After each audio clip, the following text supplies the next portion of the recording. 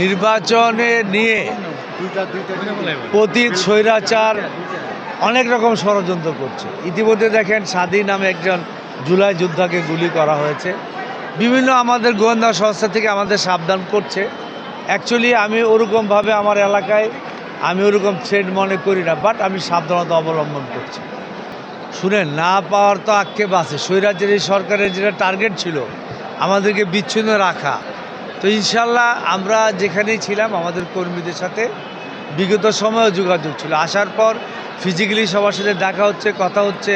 আমার পরিবারের সদস্য, আমার প্রিয় নেতা কর্মীদের সাথে আমরা অ্যাকচুয়ালি খুব আনন্দ ভোগ করছি এবং সকলের সাথে মিলিত হয়ে আমরা আসলে ভালো অনুভূত হচ্ছে। এটা স্বাভাবিক যে স্বৈরাচারিণী শেখ হাসিনা সরকার আমাদের এই লিডারের মতো অনেক নেতাকর্মীদের শত শত মামলা দিয়ে হয়রানি করেছেন।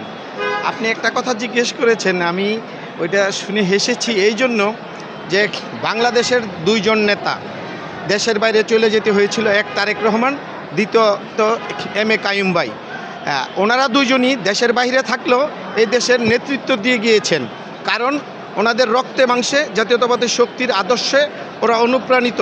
উনি যদিও দেশে ছিলেন না, কিন্তু এই বিগত কত বছর ঢাকা মহানগরের সভাপতির দায়িত্ব পালন করেছেন বিদেশে থেকে। ভারপ্রাপ্ত চেয়ারম্যান জনাব তারেক রহমান ওনার প্রতি আস্থা এবং বিশ্বাস এবং ওনার জাতীয়তাবাদী শক্তির মনোবল দেখেই ওনাকে এই দায়িত্ব দিয়েছেন। এবং উনি বিদেশ থেকে নেতাকর্মী সহ শত শত হাজার হাজার নেতাকর্মীদের উনি বিদেশ থেকে মামলার সাপোর্ট দিয়েছেন, অর্থনৈতিকভাবে সাপোর্ট দিয়েছেন, রাজনৈতিকভাবে সাপোর্ট দিয়েছেন। আমি আইনজীবী হিসাবে ওই এলাকার অনেক নেতাকর্মীর মামলা করতে যে সমস্ত ব্যয় এই এম এ কাইয়ুম ভাই বহন করেছেন।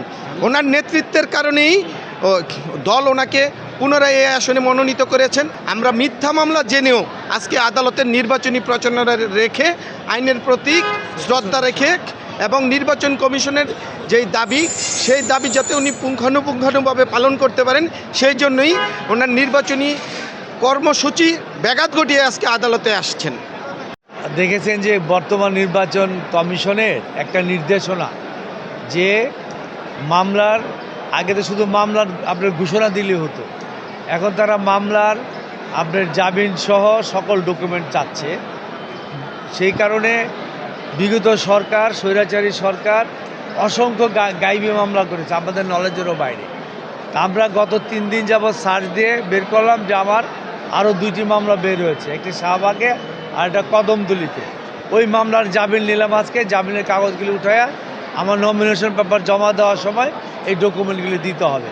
যদিও এটা উচিত নয়, যেহেতু গাইবি মামলা, মিথ্যা মামলা বিভিন্ন জায়গায় দিয়েছে, একই ডেটে একই সময়ে অনেক থামে আমাদের মামলা হয়েছে।